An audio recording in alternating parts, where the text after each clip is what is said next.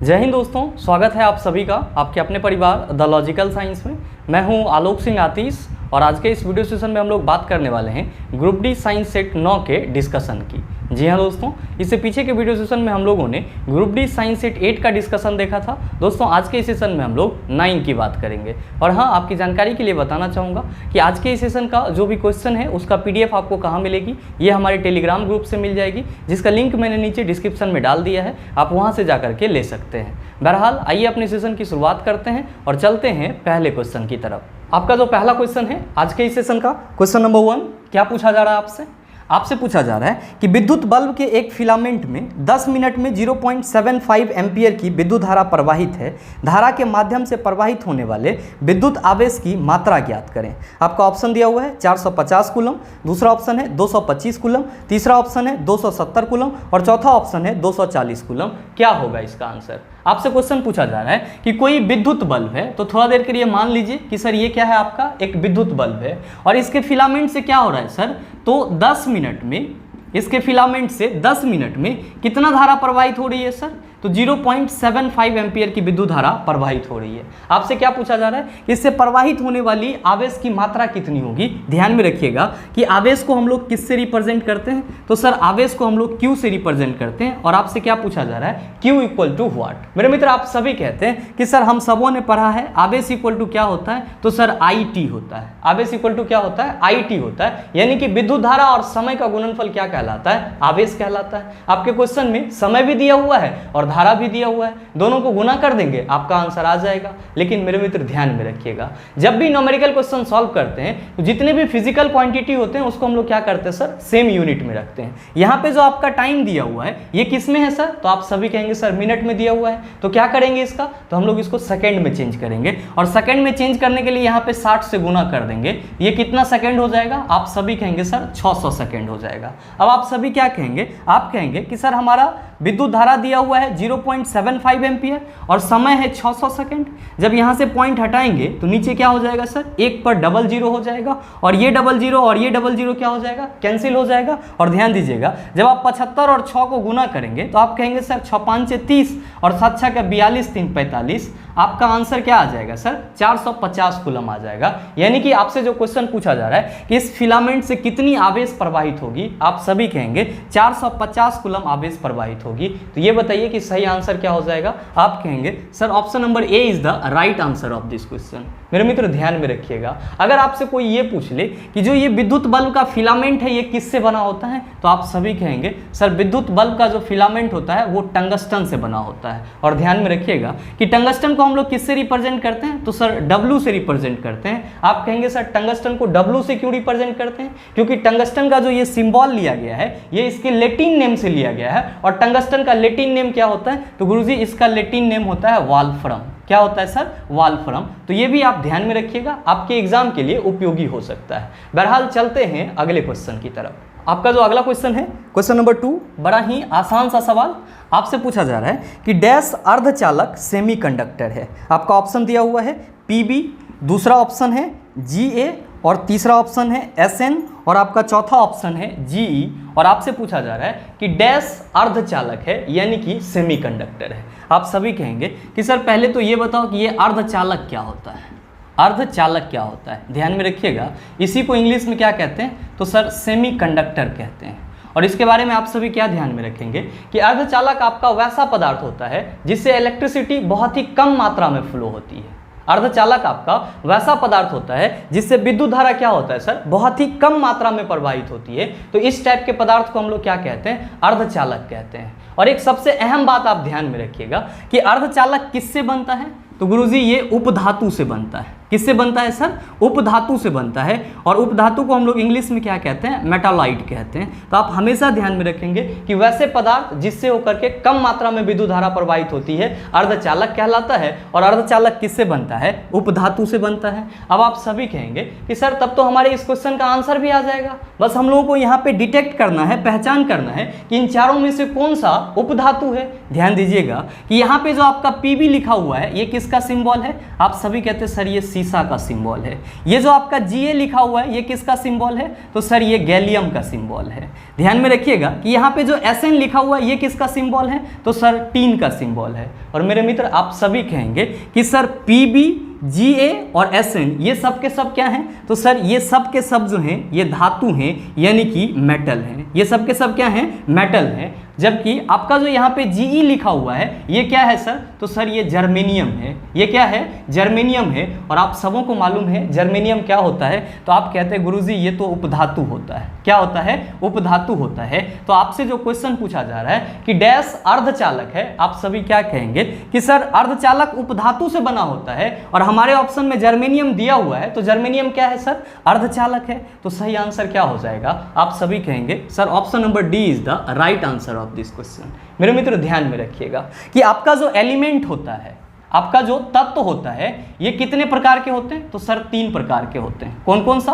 तो पहला होता है मेटल, जिसको हम लोग हिंदी में क्या कहते हैं? धातु कहते हैं। दूसरा होता है आपका नॉन मेटल, जिसको हम लोग हिंदी में अधातु कहते हैं। और तीसरा होता है आपका मेटालाइट, जिसको हम लोग क्या कहते हैं सर? उपधातु कहते हैं। क्या कहते हैं? उपधातु कहते हैं। और सिंपल भाषा में ध्यान में रखिएगा कि धातुएं वो होती है जो विद्युत का क्या होता है सर? चालक होता है। और जितने भी चालक पदार्थ बनाए जाते हैं वे लगभग किसके बने होते हैं? तो सर धातु के बने होते हैं, मेटल के बने होते हैं। और ध्यान में रखिएगा कि जो आपका नॉन मेटल होता है, अधातु होता है, ये क्या होता है सर? विद्युत का कुचालक होता है, इंसुलेटर होता है। और साथ ही साथ जो आपका उपधातु है ये क्या होता है? तो सर ये अर्धचालक होता है, सेमीकंडक्टर होता है। उम्मीद करते हैं समझ पाए होंगे। चलते हैं अगले क्वेश्चन की तरफ। आपका जो अगला क्वेश्चन है, क्वेश्चन नंबर 3, क्या पूछा जा रहा है आपसे? आपसे पूछा जा रहा है कि किसी गर्म भट्ठी से उत्सर्जित विकिरण होता है। आपका ऑप्शन दिया हुआ है एक्स किरणें, दूसरा ऑप्शन है माइक्रोवेव, तीसरा ऑप्शन है अवरक्त, चौथा ऑप्शन है परावैगनिक किरणें। क्या होगा इसका आंसर? आपसे क्वेश्चन पूछा जा रहा है कि किसी गर्म भट्ठी से जो उत्सर्जित विकिरण होती है वो आपका कौन सा किरण होता है? मेरे मित्र हमेशा ध्यान में रखिएगा कि किसी भी अत्यधिक गर्म वस्तु से जो ऊष्मा निकलती है, किसी भी अत्यधिक गर्म वस्तु से जो ऊष्मा निकलती है वो किस रूप में निकलती है? तो आप सभी कहेंगे सर अवरक्त किरणों के रूप में निकलती है। किस रूप में निकलती है? तो अवरक्त किरणों के रूप में निकलती है। और इसी को हम लोग इंग्लिश में क्या कहते हैं सर? इसी को हम लोग इंग्लिश में इंफ्रारेड रे कहते हैं। क्या कहते हैं सर? इंफ्रारेड रे कहते हैं। ध्यान दीजिएगा, आपसे क्वेश्चन क्या पूछा जा रहा है? आपसे क्वेश्चन पूछा जा रहा है कि किसी गर्म भट्ठी से उत्सर्जित विकिरण होता है। भाई मेरे कोई आपका गर्म भट्ठी होगा तो जाहिर सी बात है कि उसका टेम्परेचर क्या होगा? बहुत ही ज़्यादा होगा। और बहुत ही ज़्यादा टेम्परेचर वाले वस्तु से जो हीट निकलता है वो किस रूप में निकलता है? अवरक्त किरणों के रूप में निकलता है, इंफ्रारेड रे के रूप में निकलता है। तो आपसे जो क्वेश्चन पूछा जा रहा है उसका सही आंसर क्या हो जाएगा? आप सभी कहेंगे sir option number C is the right answer of this question. आप सबों के मन में सवाल उठ रहा होगा कि सर हमारे एग्जाम में कभी कभी ये पूछ लिया जाता है कि अवरक्त किरणों को निम्नलिखित में से किस वैज्ञानिक ने खोजा था? मेरे मित्र ध्यान में रखिएगा कि अवरक्त किरण की खोज किसने करा था? तो सर हर्शेल नामक वैज्ञानिक ने करा था। किसने करा था? हर्शेल नामक वैज्ञानिक ने करा था। आप सभी कहेंगे कि सर हमारे ऑप्शन में एक्स किरणें भी दिया हुआ है। मेरे मित्र ध्यान में रखिएगा, इसी को हम लोग इंग्लिश में क्या कहते हैं? तो सर एक्स रे कहते हैं। और कहने की कोई जरूरत नहीं है, आप सबों को मालूम है कि एक्स रे का खोज किसने करा था? तो सर रोंजन नामक वैज्ञानिक ने करा था। किसने करा था? रोंजन नामक वैज्ञानिक ने करा था। आप कहेंगे कि सर हमारे ऑप्शन में माइक्रोवेव दिया हुआ है। मेरे मित्र ध्यान में रखिएगा कि यहाँ पे जो आपको माइक्रोवेव दिया हुआ है इसी को हम लोग एक्चुअली क्या कहते हैं सर? इसी को हम लोग शॉर्ट वेव भी कहते हैं। क्या कहते हैं सर? शॉर्ट वेव भी कहते हैं। और आपको यहाँ पे ये ध्यान में रखना होगा कि जो रेडियो वेव होता है, जो आपका रेडियो तरंग होता है वो कितने प्रकार के होते हैं? तो सर 2 प्रकार के होते हैं। एक होता है आपका लघु तरंग, एक कौन सा होता है आपका? लघु तरंग, और एक होता है आपका दीर्घ तरंग। ध्यान में रखिएगा, लघु तरंग को हम लोग क्या कहते हैं? तो सर शॉर्ट वेव या माइक्रोवेव कहते हैं। और जो आपका दीर्घ तरंग होता है इसको हम लोग क्या कहते हैं? तो लॉन्ग रेडियो वेव कहते हैं। अगर आपसे ये पूछा जाए कि शॉर्ट रेडियो वेव यानी कि माइक्रोवेव का खोज किसने करा, तो आप सभी क्या कहेंगे? आप सभी कहेंगे सर हर्ज नामक वैज्ञानिक ने करा। किसने करा सर? हर्ज नामक वैज्ञानिक ने करा। और अगर आपसे ये पूछ लिया जाए कि लॉन्ग रेडियो वेव यानी कि दीर्घ रेडियो तरंग की खोज किसने करा, तो आप सभी कहेंगे सर मार्कोनी ने करा। किसने करा? मार्कोनी ने करा। ये चीज भी आप ध्यान में रखिएगा। आप कहेंगे हमारे ऑप्शन में परावैगनिक किरण भी है, हमारे ऑप्शन में परावैगनिक किरण भी है। ये बताओ सर कि परावैगनिक किरण का खोज किसने करा? ध्यान में रखिएगा, परावैगनिक किरण को ही हम लोग क्या कहते हैं? अल्ट्रावायलेट रे कहते हैं। और अल्ट्रावायलेट रे की खोज किसने करा था? तो सर रिटर नामक वैज्ञानिक ने करा था। किसने करा था? रिटर नामक वैज्ञानिक ने करा था। उम्मीद करते हैं समझ पाए होंगे। चलते हैं अगले क्वेश्चन की तरफ। आपका जो अगला क्वेश्चन है, क्वेश्चन नंबर 4, बड़ा ही आसान सा सवाल आपसे पूछा जा रहा है कि जनित्र के संबंध में निम्न में से कौन सा कथन सत्य है। आपको ऑप्शन दिया हुआ है, यह यांत्रिक ऊर्जा को विद्युत ऊर्जा में परिवर्तित करता है। दूसरा ऑप्शन है, यह एक दिन में 100 किलोवाट का उपभोग करता है। और तीसरा ऑप्शन है, इसमें उच्च प्रवाह वेग होता है। और चौथा ऑप्शन है, यह स्थितिज ऊर्जा को गतिज ऊर्जा में परिवर्तित करता है। क्या होगा इसका आंसर? मेरे मित्र आप सभी कहेंगे कि सर पहले ये बताओ कि जनित्र क्या होता है। भाई रे, इसी को हम लोग अंग्रेजी में क्या कहते हैं? जनरेटर कहते हैं। और आप सभी समझ गए होंगे कि इसी जनरेटर का उपयोग कहाँ पे किया जाता है? तो सर शादी समारोह में इलेक्ट्रिसिटी के लिए किया जाता है। मेरे मित्र आप सभी ध्यान दिए होंगे कि जो आपका जनरेटर होता है, जनित्र होता है, उसमें दो भाग होते हैं। पहला आपका क्या होता है सर? इंजन होता है। पहला क्या होता है? इंजन होता है। और दूसरा क्या लगा हुआ रहता है सर? डायनेमो लगा हुआ रहता है। क्या लगा हुआ रहता है? डायनेमो लगा हुआ रहता है। आप सभी जब जनरेटर को चालू करते हैं तो एक्चुअली आप इंजन को स्टार्ट करते हैं। और जैसे ही आप इंजन को स्टार्ट करते हैं तो आप देखते होंगे कि इंजन से जो सटा हुआ एक पहिया होता है वो बहुत तेजी से घूमने लगता है। और उसी पहिए के साथ डायनेमो का क्या होता है सर? शाफ्ट जुड़ा हुआ रहता है, जो कि वो भी क्या होता है सर? तेजी से घूम रहा होता है। और जैसे ही डायनेमो का शाफ्ट तेजी से घूमना शुरू करता है, आप सभी कहते हैं सर इलेक्ट्रिसिटी प्रोड्यूस होना शुरू हो जाता है। मेरे मित्र आप सबों को मालूम है कि किसी भी वस्तु के गति के चलते या किसी भी वस्तु के स्थिति के चलते जो ऊर्जा उत्पन्न होती है उसको हम लोग क्या कहते हैं? तो सर यांत्रिक ऊर्जा कहते हैं। ध्यान दीजिएगा कि जब आप यहाँ पे इंजन को स्टार्ट करते हैं तो इंजन का पहिया क्या होता है सर? घूमने लगता है। यानी कि घूमने से यहाँ पे कौन सी ऊर्जा उत्पन्न हो रही है? तो आप सभी कहेंगे सर यहाँ पे यांत्रिक ऊर्जा उत्पन्न हो रही है। और ये यांत्रिक ऊर्जा क्या करता है? डायनेमो के शाफ्ट को तेजी से घुमाता है और डायनेमो इलेक्ट्रिसिटी प्रोड्यूस करता है। यानी कि जनरेटर के द्वारा क्या होता है सर? यांत्रिक ऊर्जा को विद्युत ऊर्जा में बदल दिया जाता है। जनरेटर के द्वारा क्या होता है? यांत्रिक ऊर्जा को विद्युत ऊर्जा में क्या किया जाता है? बदल दिया जाता है। साथ ही साथ आप ये भी ध्यान में रखिएगा कि जनरेटर जो है ये किस सिद्धांत पर काम करता है? तो सर जनरेटर जो है ये विद्युत चुंबकीय प्रेरण सिद्धांत पर कार्य करता है। जनरेटर आपका किस सिद्धांत पर कार्य करता है? तो आप सभी कहेंगे विद्युत चुंबकीय प्रेरण सिद्धांत पर कार्य करता है। और इसी को इंग्लिश में हम लोग क्या कहते हैं? इलेक्ट्रोमैग्नेटिक इंडक्शन कहते हैं। और अगर आपसे कोई ये पूछ ले कि विद्युत चुंबकीय प्रेरण सिद्धांत का खोज किसने करा था, तो आप सभी कहेंगे फैराडे ने करा था। किसने करा था सर? फैराडे ने करा था। साथ ही साथ आप ये भी ध्यान में रखना कि आपके गाँव में जो ट्रांसफार्मर लगा हुआ रहता है वो भी किस सिद्धांत पर काम करता है? तो विद्युत चुंबकीय प्रेरण सिद्धांत पर कार्य करता है।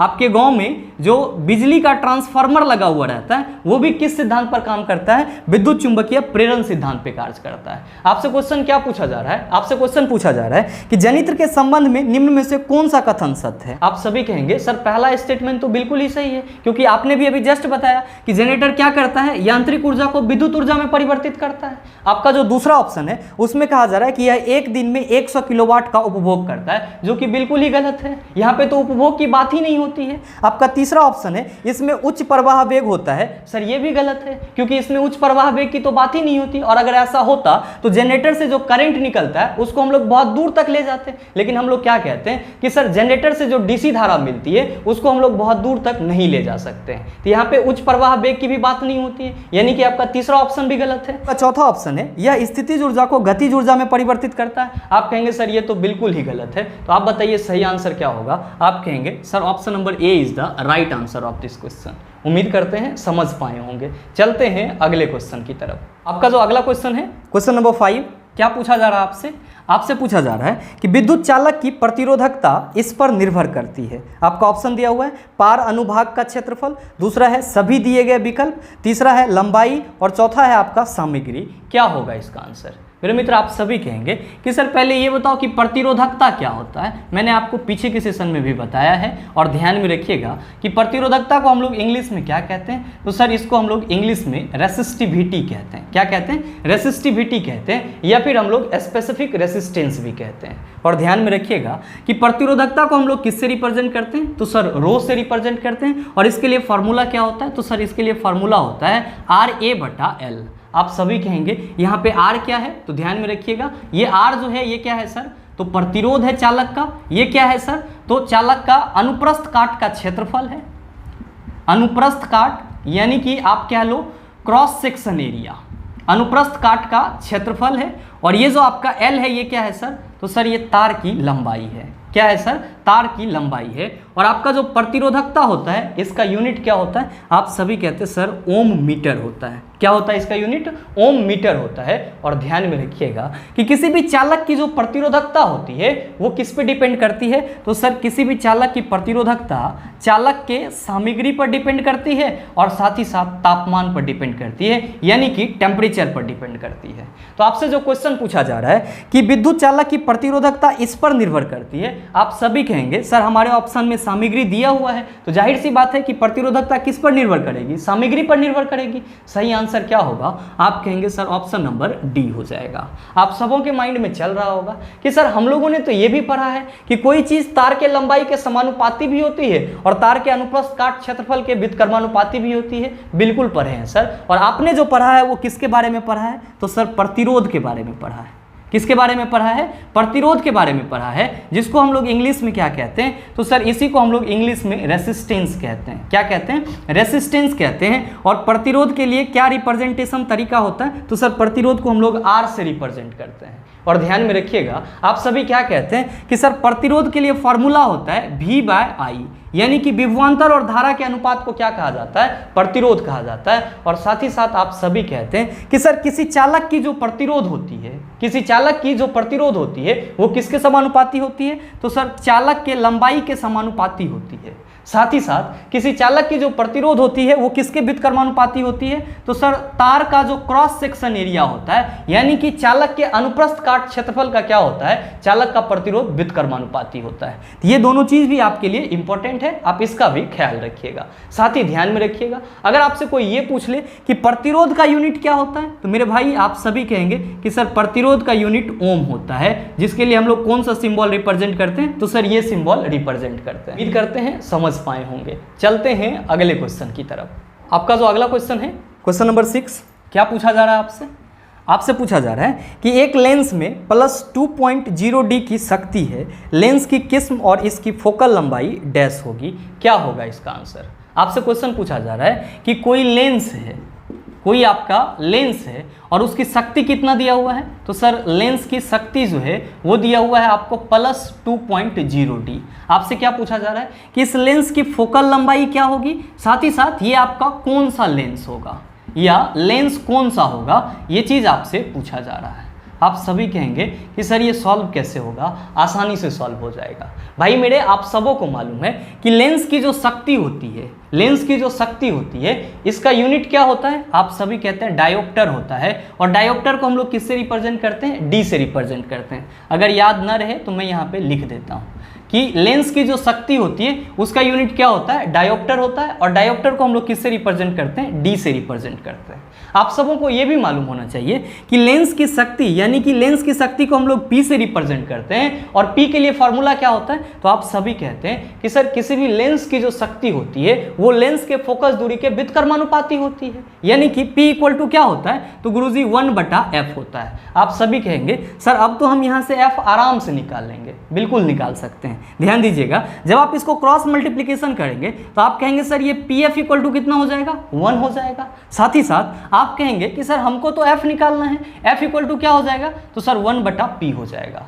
आपके क्वेश्चन में लेंस की शक्ति कितनी दी हुई है, तो सर +2.0D दी हुई है, यानी कि आप कह सकते हैं कि ये हो जाएगा आपका 1/2। कितना हो जाएगा सर, 1/2। आप जब इसको सॉल्व करेंगे तो आप सभी कहेंगे कि सर लेंस की जो फोकल लंबाई होगी वो कितनी होगी सर, 0.5 मीटर होगी। अब बात आ जाती है कि सर ये लेंस कौन सा होगा। मेरे मित्र देख रहे हैं आप कि यहाँ पे जो आपका लेंस का फोकल लंबाई आया है वो किस में आया है, तो आप सभी कहेंगे सर ये तो प्लस में आया है। तो हमेशा ध्यान में रखिएगा कि उत्तल लेंस की जो फोकस दूरी होती है, उत्तल लेंस की फोकस दूरी क्या होती है सर, धनात्मक होती है। उत्तल लेंस की फोकस दूरी क्या होती है सर, धनात्मक होती है, पॉजिटिव होती है। और जो आपका अवतल लेंस होता है, और जो आपका अवतल लेंस होता है इसकी फोकस दूरी क्या होती है, तो सर निगेटिव होती है। क्या होती है सर, निगेटिव होती है। तो आप सभी क्या कहेंगे, आप सभी कहेंगे कि सर हमसे जो क्वेश्चन पूछा जा रहा है कि लेंस की फोकल लंबाई क्या होगी और कौन सा लेंस होगा, तो हम सभी कहेंगे कि सर लेंस की फोकल लंबाई 0.5 मीटर होगी। क्योंकि ये प्लस में है तो ये आपका कौन सा लेंस होगा, तो सर उत्तल लेंस हो जाएगा। तो आप बताइए कि सही आंसर क्या हो जाएगा। आप सभी कहेंगे sir option number D is the right answer of this question.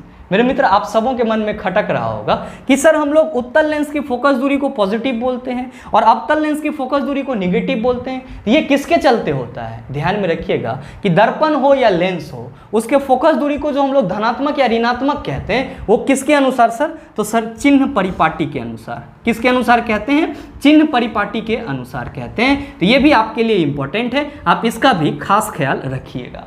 उम्मीद करते हैं समझ पाए होंगे। चलते हैं अगले क्वेश्चन की तरफ। आपका जो अगला क्वेश्चन है क्वेश्चन नंबर 7, बड़ा ही आसान सा सवाल आपसे पूछा जा रहा है कि प्रकाश सबसे अधिक गति से किस में यात्रा करता है? आपका ऑप्शन दिया हुआ है निर्वात, दूसरा ऑप्शन है कांच, तीसरा ऑप्शन है पानी और चौथा ऑप्शन है वायु। क्या होगा इसका आंसर? मेरे मित्र आप सभी कहेंगे कि सर हम लोगों ने कई बार इस चीज़ को याद करा है कि प्रकाश सबसे तेजी से किस में चलती है? तो सर निर्वात में चलती है। तो सीधे सीधे हमारे इस क्वेश्चन का सही आंसर क्या होगा?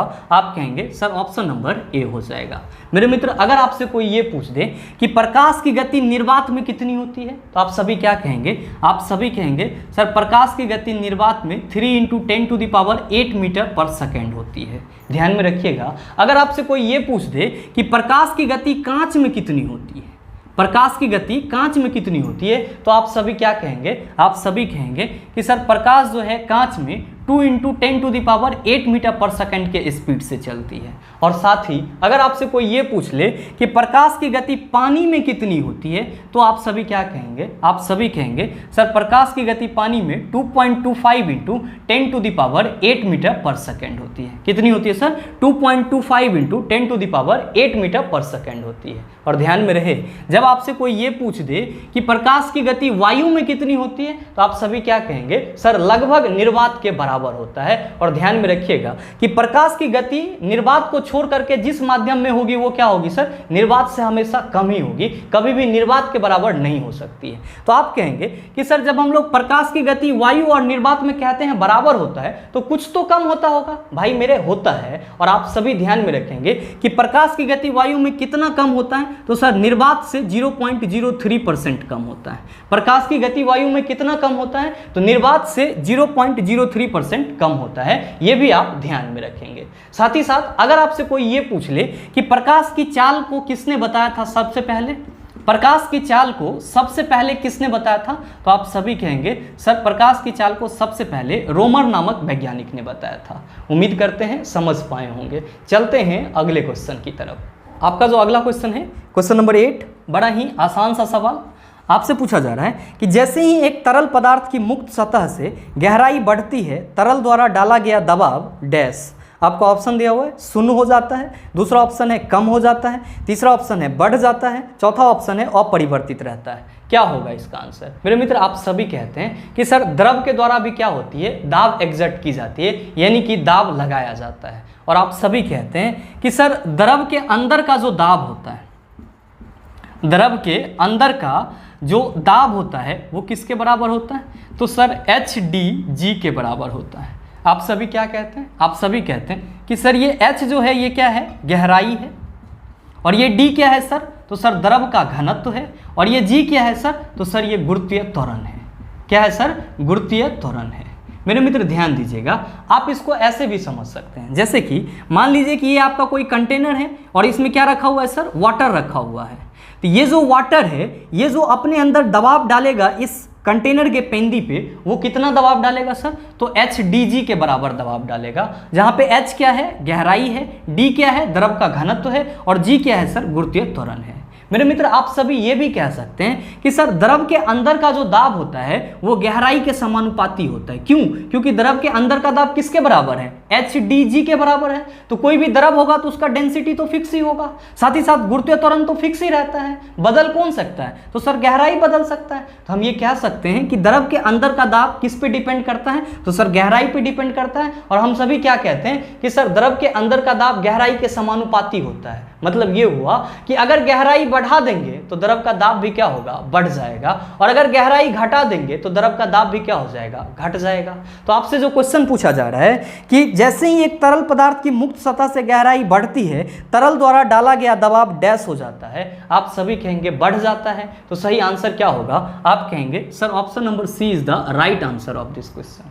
मेरे मित्र ध्यान में रखिएगा कि द्रव से संबंधी द्रव से संबंधी दाब नियम कौन दिए थे? द्रव से संबंधी दाब नियम कौन दिए थे? तो आप सभी कहेंगे सर पास्कल ने दिया था। किसने दिया था? पास्कल ने दिया था। और द्रव संबंधी दाब नियम पे ही बहुत सारे क्या बने हुए हैं सर? द्रव चालित यंत्र बने हुए हैं, यानी कि जो आपका हाइड्रोलिक लिफ्ट हो जाता है या फिर ट्रैक्टर वगैरह जो आपका हाइड्रोलिक होता है, वे सब के सब किस सिद्धांत पर काम करते हैं? तो सर द्रव के दाब संबंधी सिद्धांत पर काम करते हैं, जो किसके द्वारा दिया गया था? तो सर पास्कल के द्वारा दिया गया था। उम्मीद करते हैं समझ पाए होंगे। चलते हैं अगले क्वेश्चन की तरफ। आपका जो अगला क्वेश्चन है, क्वेश्चन नंबर 9, बड़ा ही आसान सा सवाल। क्या पूछा जा रहा है? आपसे पूछा जा रहा है कि डैश एक मात्रा है जो एक तरंग की प्रकृति का वर्णन नहीं करती है। आपका ऑप्शन दिया हुआ है। पहला ऑप्शन है ऊंचाई, दूसरा ऑप्शन है तरंग दैर्घ्य, तीसरा ऑप्शन है तरंग गति और चौथा ऑप्शन है आवृत्ति। और आपसे पूछा जा रहा है कि इनमें से कौन सा ऑप्शन तरंग के प्रकृति के बारे में वर्णन नहीं करता है। मेरे मित्र आप सभी कहेंगे सर बहुत ही सिंपल सा चीज़ है, हम लोग तरंग के गुण में किसके किसके बारे में पढ़ते हैं? तो सर तरंग दैर्घ्य के बारे में पढ़ते हैं, तरंग गति के बारे में पढ़ते हैं और साथ ही साथ आवृत्ति के बारे में पढ़ते हैं। जबकि कहीं भी हम लोग ऊंचाई का नाम नहीं लेते हैं। तो हमारे इस क्वेश्चन का सही आंसर क्या हो जाएगा? आप कहेंगे sir option number A is the right answer of this question.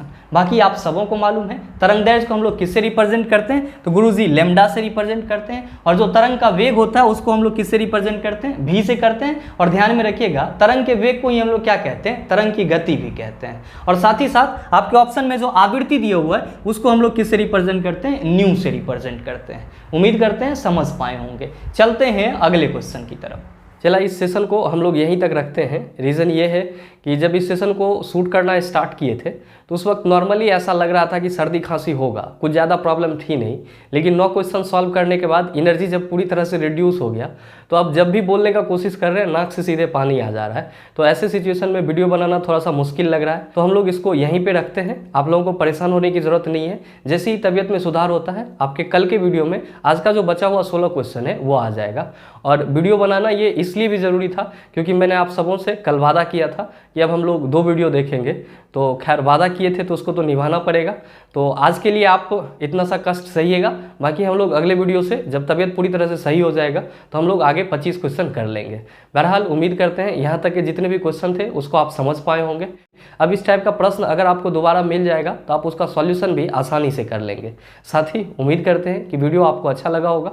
अगर आपको वीडियो अच्छा लगा तो वीडियो को लाइक कीजिएगा, ज़्यादा से ज़्यादा शेयर कीजिएगा और हाँ चैनल पे नए हैं तो सब्सक्राइब करके बेल आइकन दबाना मत भूलिएगा ताकि इस तरह के एग्जाम रेलेवेंट वीडियो का नोटिफिकेशन सबसे पहले आपके पास पहुँचे और आप उसका भरपूर फायदा उठा पाओ। मिलते हैं फिर अगले सेशन में, तब तक के लिए best of luck. Thank you, have a nice day.